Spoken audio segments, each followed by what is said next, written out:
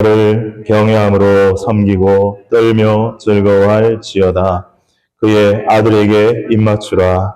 그렇지 아니하면 진노하심으로 너희가 길에서 망하리니 그의 진노가 급하심이라.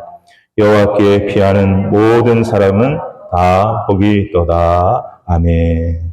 살아계신 하나님, 독생자 예수 그리스도를 보내주셔서 그 자리에 앉으시기 바랍니다.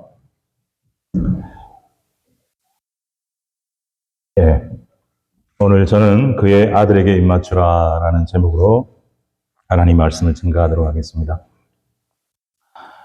오늘 우리가 읽은 말씀은 구약 성경 시편에 나와 있는 시편 2편의 말씀인데, 시편 2편의 말씀은 여러분 시편이 총 150개의 시편으로 되어 있습니다.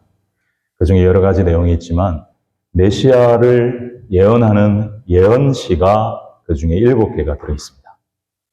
메시아, 곧 우리 주 예수 그리스도가 누구이며 어떻게 오실 것인가, 그런 고난을 받고 부활하시고, 그 시편이 바로 2편, 16편, 22편, 24편, 45편, 72편, 110편 이렇게 해서 7개의 시편인데,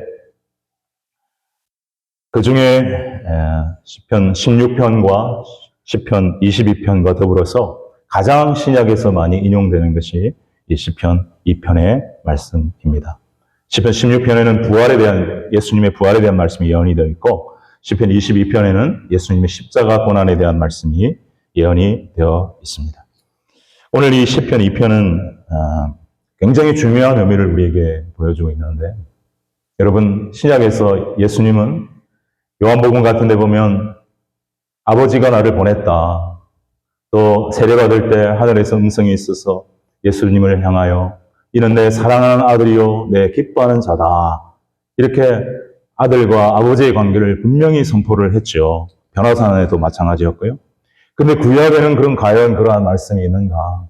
구약에 하나님이 아들이 있고 그 아들을 세상으로 보낸다 하는 그러한 말씀이 있는가?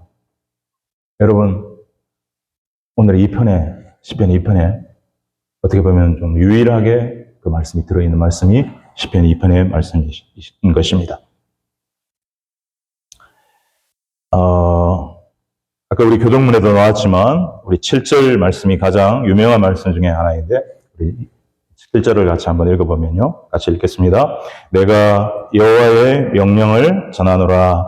여호와께서 내게 이르시되 너는 내 아들이라. 오늘 내가 너를 낳았도다. 이랬습니다.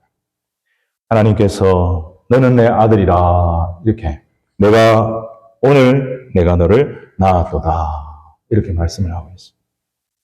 여러분, 하나님은 영이시니까 하나님이 아들을 낳을 수 있나요? 예수님이 육으로 난 것은 육이요 영으로 난 것은 영이라 했을 때 우리에게 암시해 주는 바가 있어서, 영이신 하나님은 육을 전능하시니까 물론 낳으실 수는 있겠지만 그것은 예수님의 말씀과는 좀 맞지 않겠구나. 그러면 오늘 이 말씀은 분명히 여호와께서 너는 내 아들이라 내가 너를 낳았다, 이렇게 말씀하셨거든요. 그리고 8절 9절이 그가 메시아이신 것을 증명을 해주는데, 모든 나라를 소유하게 하겠다, 이런 말씀을 해주신 거 보면 그는 한 일반 개인 인간 왕에게 해 주시는 말씀이 아니라 메시아이신 그리스도 만왕의 왕에게 해당하는 말씀인 것입니다. 그리고 모든 것을 철장으로 깨트리고 부수고 심판하는 권세를 주겠다 하는 이런 말씀을 주신 것을 보면 분명히 메시아 그리스도, 구원자이면서 심판자인 그 아들을 말을 하는데, 제가 이 본문을 읽고 내가 너를 낳았도다, 하나님 어떻게 낳았을까 잘 모르겠어요. 그런데 요한복음 1장이 생각이 나더라고요. 그렇게 연결만 그냥 시켜보면 어떨까 했는데 저에게는 그냥 좋았어요. 그래서 요한복음 1장 1절과 14절로 연결해 보니까 이렇게 되더라고요. 요한복음 1장 1절을 같이 읽습니다. 태초에 말씀이 계시니라. 이 말씀이 하나님과 함께 계셨으니 이 말씀은 곧 하나님이시니라. 아멘. 자, 여러분, 이거 쉬운 것 같지만 이해하기 굉장히 어려운 말씀인데, 아무튼, 그냥 저는 그렇게 연결이 되었어요. 하나님께서 말씀을 낳으셨구나. 말씀을 낳으셨고, 그 말씀이 하나님과 함께 계셨는데, 이 말씀 하나님이시니라. 그분도 말씀 하나님이. 그런데 아들 하나님. 그런데 14절에 보니까 뭐라고 되어 있습니까? 그 말씀이신 하나님이, 그 아들 하나님이, 같이 읽습니다. 시작. 말씀이 육신이 되어 우리 가운데 거하심에 우리가 그의 영광을 보니 아버지의 독생자의 영광이요 은혜와 진리가 충만하더라. 그래서 하나님이 말씀을 낳으시고 그 말씀이 육신이 되어 이 땅 가운데 오셨구나. 그게 성육신이구나. 그게 크리스마스구나. 그게 예수님이 이 땅에 오신 거구나. 그렇게 연결되어서 여러분에게 소개합니다. 아무튼 하나님은 아들이라고 말씀하셨고 아들 낳았다 말씀하고 있습니다. 자, 여러분 그런데 여기 더 하나 오늘 우리가 읽은 본문에 아들을 말씀하고 있습니다. 아들. 우리 1절, 12절 앞부분만 같이 한번 읽었으면 좋겠는데요. 같이 읽겠습니다. 시작. 여호와를 경외함으로 섬기고 떨며 즐거워할지어다. 그의 아들에게 입맞추라. 그의 아들에게. 누구의 아들입니까? 하나님의 아들에게 입맞추라. 하나님의 아들에게 입맞추라. 여러분, 영에게 입을 맞출 수는 없어요. 입을 맞춘다는 것은 어떤 육신을 전제하는 거죠. 그죠? 그래서 말씀이 육신이 되어신 그 예수 그리스도를 지금 얘기하고 있고, 내 아들이 육신을 입고 세상에 보내질 것이다 라는 것을 여기서 암시하고 있다는 생각을 하게 되었습니다. 입맞출 아들을 보내겠다라는 거예요. 입맞출 아들을 보내겠다라는 거예요. 예.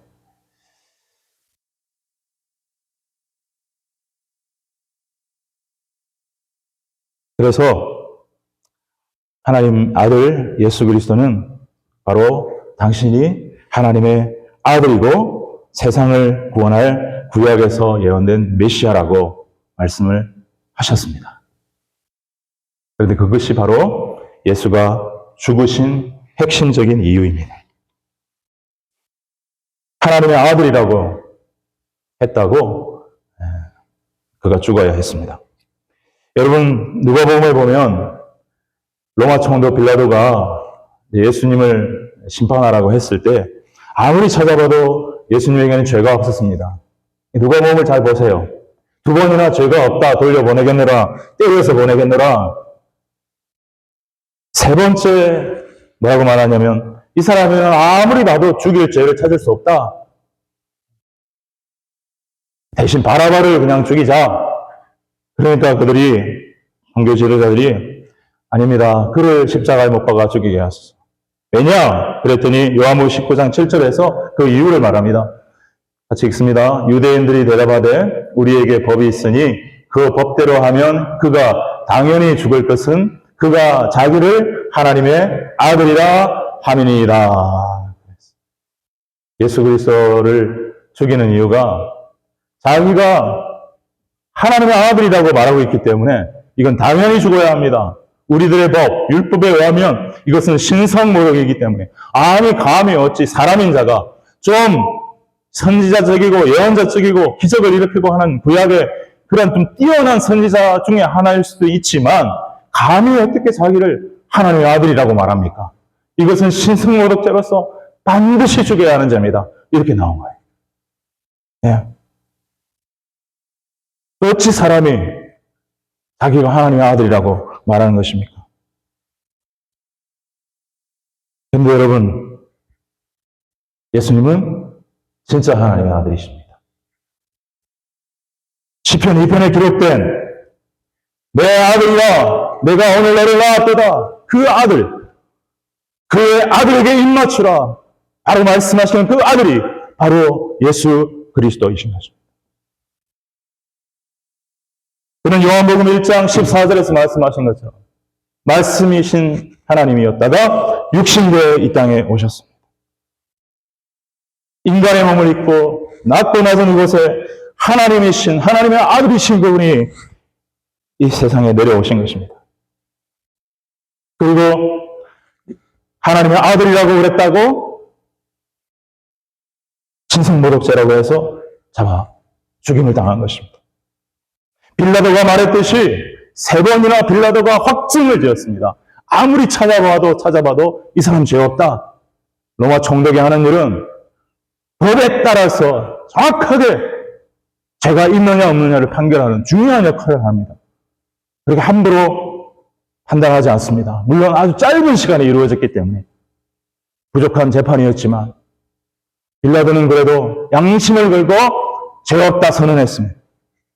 성경의 여러 곳에서 성서 기자들은 예수님은 죄 없는 분이라고 성령의 감동을 통해서 우리에게 말씀하고 있습니다. 그는 죄를 알지도 못하는 분이라고 말씀합니다. 죄를 지을 능력도 없는 분이십니다. 그런 분을 잡아 죽였습니다. 십자가에서 아주 비참하게 고통당하고 멸시당하며 죽었습니다. 왜 죽었습니까? 죄 없는 분이 바로 저와 여러분의 죄를 대신하죠. 저와 여러분의 죄로부터 대속하시고 구속하시고 구원하셔서 죄인이 아니라 하나님의 자녀로 의인으로 하나님 나라 백성으로 살게 하시기 위해서 예수님께서 죽으셨습니다.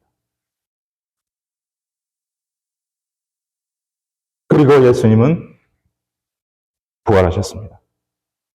바로 그것이 그가 하나님의 아들이심을 증명한 것입니다. 여러분, 예수님처럼 이렇게 억울하게 여러분 곰곰이 정말 여러분이 예수를 믿는다면 예수님의 죽음에 대해서 그 죽음의 진실에 대해서 깊이 생각하면서 객관적으로 예수님의 죽음이 얼마나 억울한 죽음인가를 깊이 생각해 보십시오. 그러나 예수님은 내가 억울하다 이렇게 얘기 안 하셨습니다. 다 이루었다라고 말씀하셨습니다. It is finished. 테텔레스타이. 빚을 다 갚았다. 구원의 일을 다 이뤘다. 예수님처럼 죽은 분이 없습니다. 여러분, 정의는 살아있어야 합니다. 공의는 살아있어야 합니다. 그 옛날 나봇이 포도원을 빼앗기면서 누명을 둘러쓰고 하루아침에 왕을 모독하고 여호와를 모독하는 자라 하여 불법 증인 2사람을 대동한 이세벨의 그 죄에 의해서 하루아침에 돌 맞아 죽었습니다. 그러나 예수님은 그것보다 더 억울한 죽음이었지만 죽음이 그를 가둘 수 없었습니다. 죽음이 그를 제어할 수 없습니다. 그게 시편 16편에 나옵니다. 부활한. 그는 하나님의 아들이시기 때문에 죽음을 이기고 부활하심으로 하나님의 아들됨을 증명하셨습니다. 할렐루야. 할렐루야. 네. 여러분, 우리 이거 믿는 겁니다. 여러분, 이거 동화 아닙니다. 신화 아닙니다. 실화입니다. 실제입니다. 그 예수 살아계십니다. 그 예수가 1988년 4월 저를 만나주시고 변화시켜 주셨습니다. 할렐루야. 저는 그전에 예수 몰랐습니다. 하나님 몰랐습니다. 그러나 정말 살아계셨습니다. 여러분, 오늘 우리 가운데 그 예수를 진짜 깊이 만나고 그 예수를 진짜 나를 사랑하시고 나를 위해 죽으시고 부활하신 하나님의 아들 구세주 메시아로 만나고 믿고 고백하는 그러한 저와 여러분이 될 수 있기를 주님의 이름으로 축복합니다. 그리고 그 예수를 찬양할 수 있게 되기를 바랍니다. 그 예수에게 감사하며 눈물을 흘릴 수 있게 되기를 바랍니다. 여러분, 그가 부활하심으로 그가 메시아인 것을 증명하셨습니다. 구세주이신 것을 증명하셨습니다. 죄를 용서하시고 죄를 사해 주시고 죄로부터 구원하시는 분이시라는 것을 증명해 주셨다는 말입니다. 그래서 예수님은 육신을 갖고 계실 때도 몇몇 사람들에게 죄사함의 권세를 발휘하셨습니다. 그 예가 하나 나옵니다. 누가복음 7장에 나옵니다. 한 여인이 죄를 짓고 예수님이 어디 계신다는 소식을 듣고 향유 옥합을 가지고 그를 찾아갔다고 말하고 있습니다. 누가복음 7장 38절에 보면 이렇게 말씀하고 있습니다. 같이 읽습니다. 예수의 뒤로 그 발 곁에 서서 울며 눈물로 그 발을 적시고 자기 머리털로 닦고 그 발에 입 맞추고 향유를 부으니라. 아멘. 여러분, 이 죄에 지은 여인은 향유를 가지고 가서 예수님의 발 곁에 서서 울기 시작했습니다. 네. 이 눈물은 처음에는 아마 회개의 눈물이었을 것입니다. 이 죄를 주님께 맡기면서. 근데 그 순간 주님께서 나를 용서해 주시는 그런 은혜를 느꼈던지 그 눈물은 감사의 눈물로 바뀌었을지 모릅니다. 그 눈물이 얼마나 많이 떨어졌던지 그 눈물로 발을 적셨다라고 말하고 있습니다. 저는 예수님 만날 때 눈물, 콧물 쏟아지는데 제가 손수건을 안 갖고 다녀서 거짓말 아닙니다. 위에 있는 러닝을 벗어서 코도 닦고 막 눈도 닦고 했어요. 양말 벗어 닦고. 얼마나 많이 물이 나오는지요. 우리 바닥에 이렇게 무릎 꿇고 이렇게 예배 드렸는데 여기가 흥건하게 젖어 있었어요. 계속 닦았어요. 양말 벗어 닦고. 이 여인이 그런 거였던 것 같습니다. 그 발을, 예수님의 발을 그 눈물로 적셨다고 말하고 있습니다. 이제 좀 미안하잖아요. 예수님의 발에 눈물이 가득하니까. 그러니까 이 사람도 뭐 수건 같은 거 안 갖고 왔나 봅니다. 그 머리가 좀 길었나 봐요. 그리고 그 무릎을 꿇고 자기의 긴 머리털로 예수님의 발을 닦았다고 말하고 있습니다. 여러분, 여인들은 아마 이것이 어떤 것인가를 조금은 느낄 수 있을 것입니다. 얼마나 지극한 정성이고 감사고 경외감이고 경배고 사랑인지.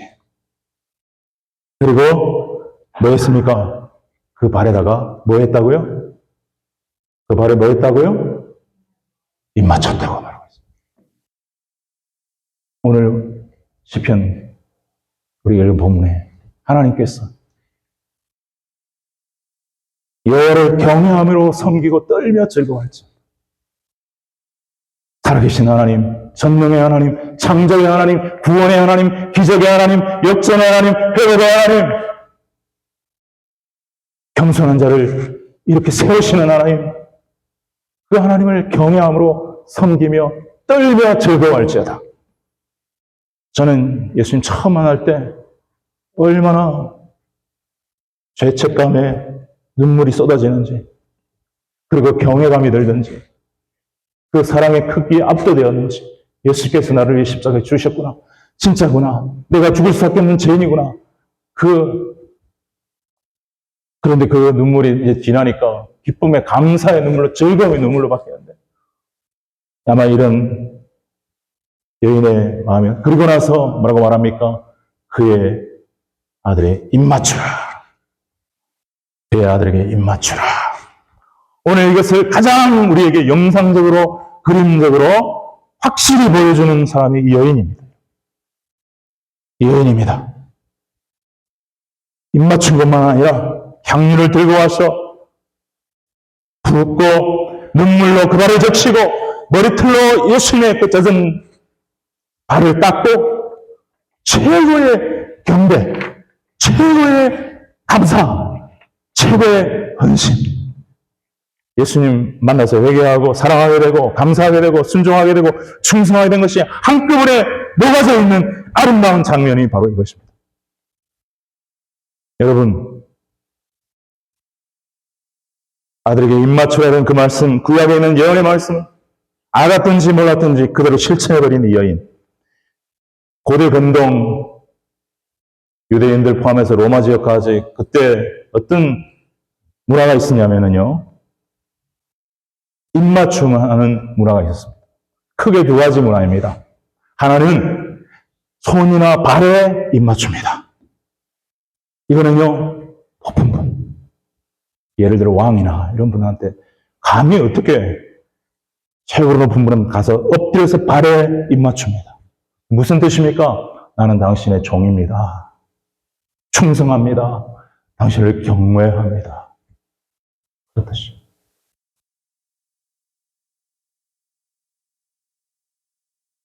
조금 높은 분은 손에다가 이걸 맞죠.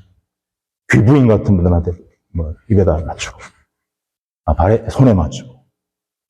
여러분, 지금 그러니까 이 여인은 최고의 경외, 순종, 그것을 표현한 겁니다. 또 하나는 얼굴이나 입에다 입을 맞춥니다. 이건 주로 가족이나 형제 간에 사랑하는 사람, 입 맞춤은 사랑하는 사람이 해야지. 그죠? 네. 주로 얼굴에다 입을 맞춥니다. 얼굴을 비비고. 여러분, 스승님한테, 사랑하는 스승님한테 창세기 33장 4절에 보니까 에서가 몇십 년 만에 만난 동생 야곱을 안고 입 맞췄더라 이렇게 말하고 있습니다. 가족 간에 얼굴을 부비는 거예요. 혈육에.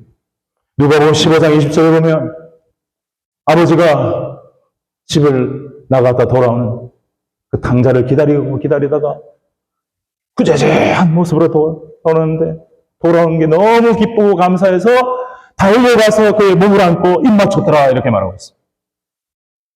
입 맞췄더라. 가룟 유다가 예수님 배반할 때 스승에게 하는 존경의 표현으로 가서 입을 맞췄습니다. 입 맞췄다. 여러분 그때에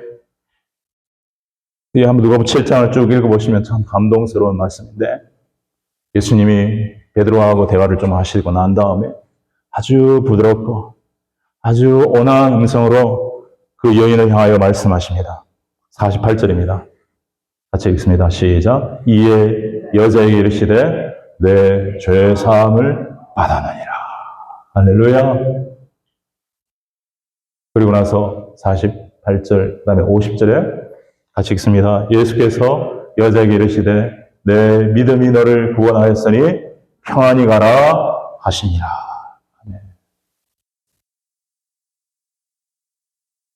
이 여인의 입맞춤에 그의 사랑에 그의 헌신에 그의 충성에 예수님께서 그의 믿음을 보시고 내 죄 사함을 받았느니라. 여러분 우리의 죄를 사하실 분은요 인간이 못합니다. 스스로의 죄도 감당 못합니다. 어떻게 남의 죄를 용서할 수 있습니까? 권세가 없습니다. 오직 하나님이 보내신 거룩한 분, 능력 있는 분, 죄 없는 분, 그분 바로 메시아이신 우리 주 예수 그리스도만이 우리의 죄를 사는 권세와 능력이 있는 줄로 믿습니다. 예수만이 우리의 죄를 사하는 능력이 있음을 믿습니다. 아멘. 꼭 두 번 해야 아멘 하십니까, 여러분? 참. 얼마나 중요합니까? 죄는 여러분 심각합니다. 죄는 하나님과 단절시킵니다. 거룩한 하나님 앞에 나아가지 못하게 합니다. 하나님과 평화를 깹니다. 하나님 미워하십니다. 죄는. 죄를 해결하지 못하면 죄인으로 살다가 죄를 짓게 한 마귀에 따라서 마귀에 들어갈 불못으로 들어가는 것입니다. 죄는 얼마나 무서운 건지 모릅니다. 인류의 모든 고통과 저주가 다 죄로부터 왔다는 것입니다. 성경 그렇게 말하고 있습니다. 죄 문제를 해결해야 된다고 말씀하십니다. 여러분, 이 여인은 죄 지은 여인이었다고 했습니다. 여러분, 우리 모두도, 저와 여러분 모두도 다 죄인입니다. 이 여인처럼 우리도 예수 그리스도의 발에 우리 입맞춰야 합니다. 그의 손에 입맞춰야 합니다. 그의 얼굴에 입맞춰야 합니다. 우리 위해 죽으시고 부활하신 예수 그리스도 앞에 우리는 입맞춰야 합니다.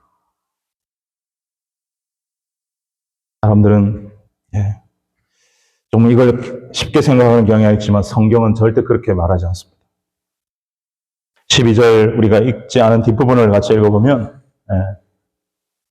우리 앞에 처음부터 끝까지 한번 같이 들어가겠습니다. 시작. 그의 아들에게 입맞추라. 그렇지 아니하면 진노하심으로 너희가 길에서 망하리니 그의 진노가 급하심이라. 여호와께 피하는 모든 사람은 다 복이 있도다. 여러분 예수님께서 처음 오실 때는 어린 아기의 모습으로 이 땅에 오셔서 우리를 위해 죽으러 오셨지만 그리고 부활하셔서 승천하시고 하늘에 가 계신데 이제 다시 오신다고 말씀하셨는데 그때는 정말 심판의 주로 오신다는 것입니다.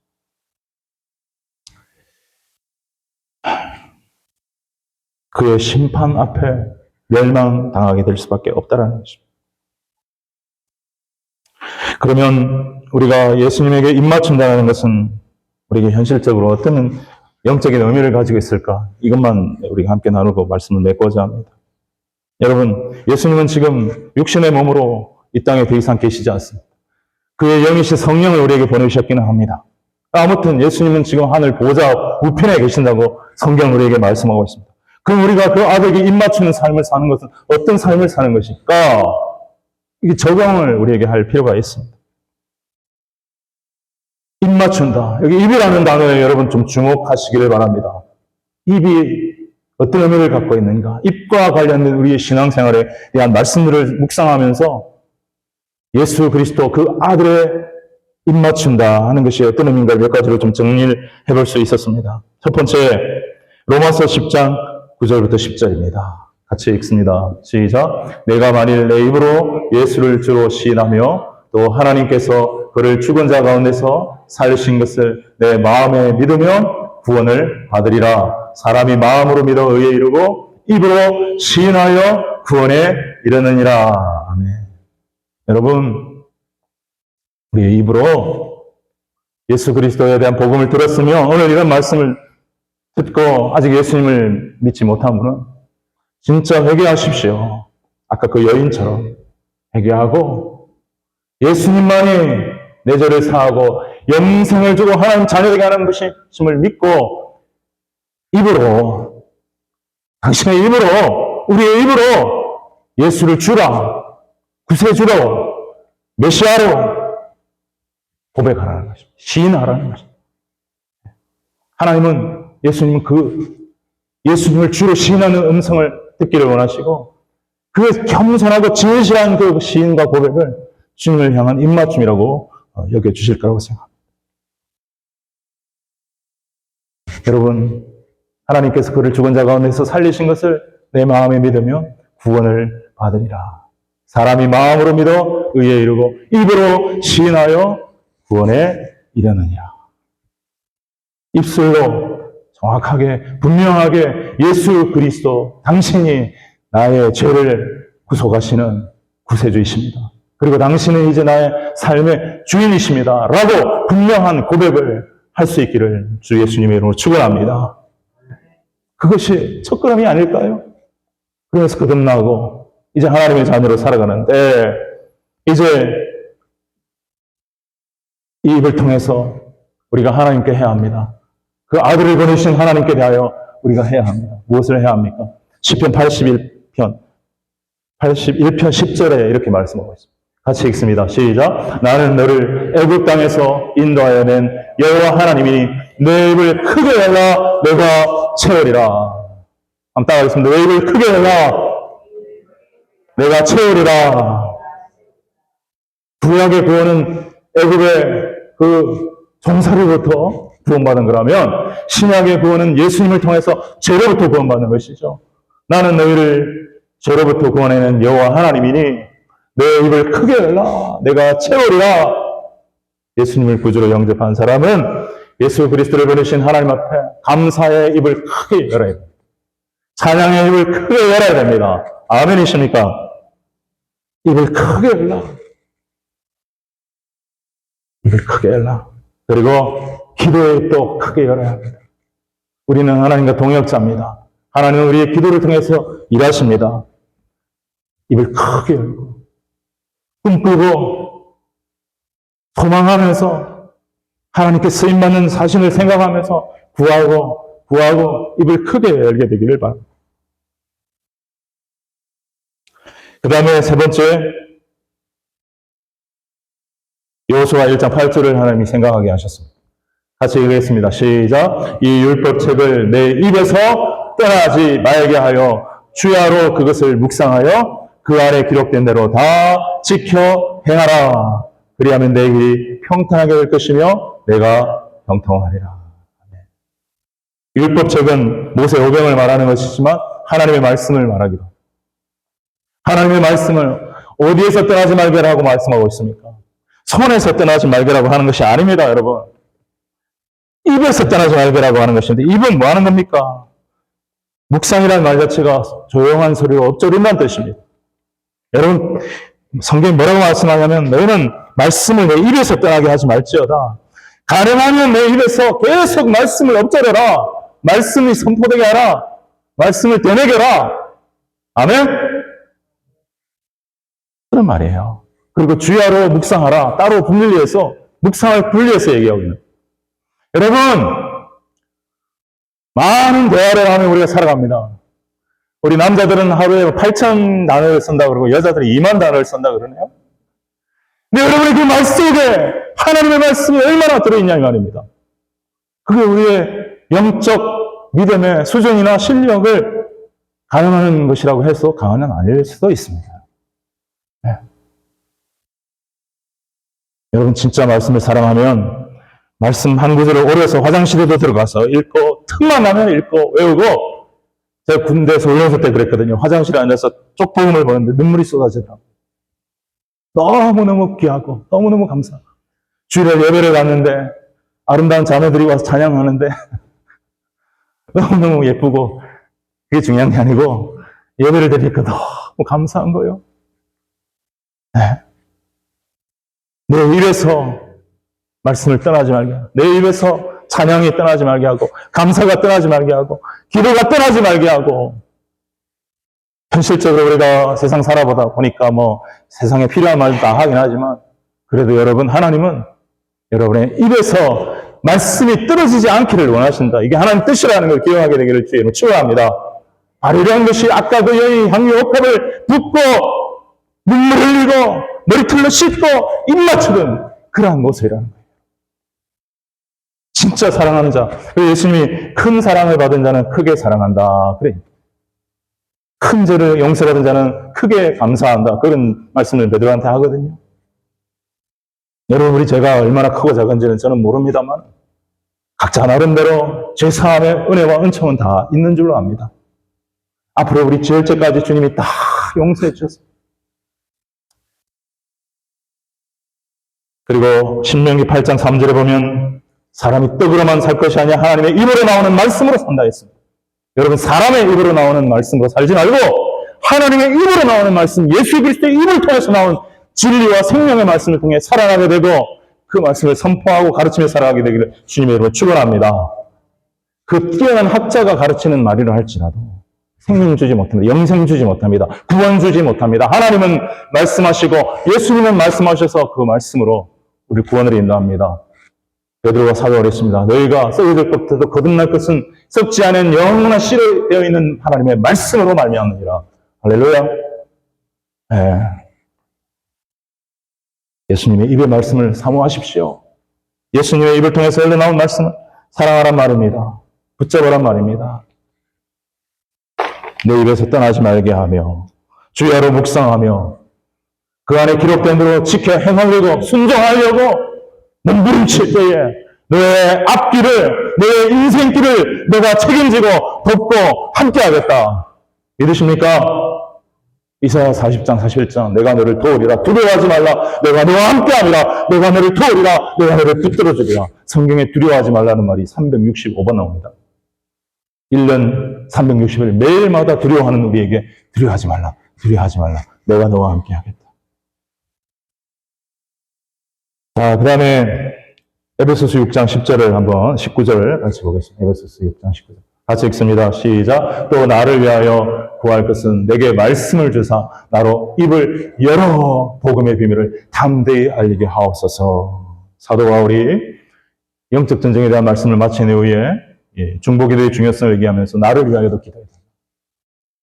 나를 위해서도 늘 기도해줘서 하나님이 끊임없이 말씀의 지혜와 영감을 불어넣어 주시고 담대함을 주셔서 내 입을 닫지 않고 세상적인 말 하는데 입만 열지 않고 하나님 말, 복음 말, 예수 그리스도 생명 살리는 말에 입을 열 수 있도록 담대하게 입을 열어 선포하고 가르칠 수 있도록 기도해달라.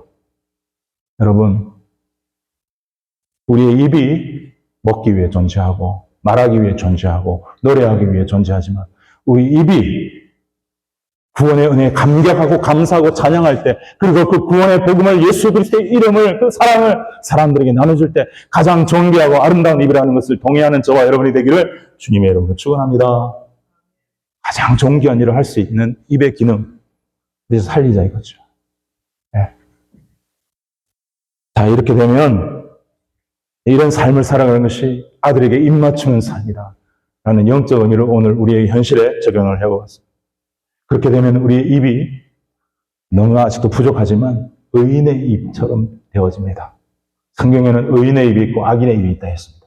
잠언서 10장 11절 12절을 같이 보십시다. 이 마지막은 이제 인용 구절인데요. 같이 보겠습니다. 읽겠습니다. 시작. 눈치라는 자는 근심을 끼치고 입이 미련한 자는 멸망하느니라.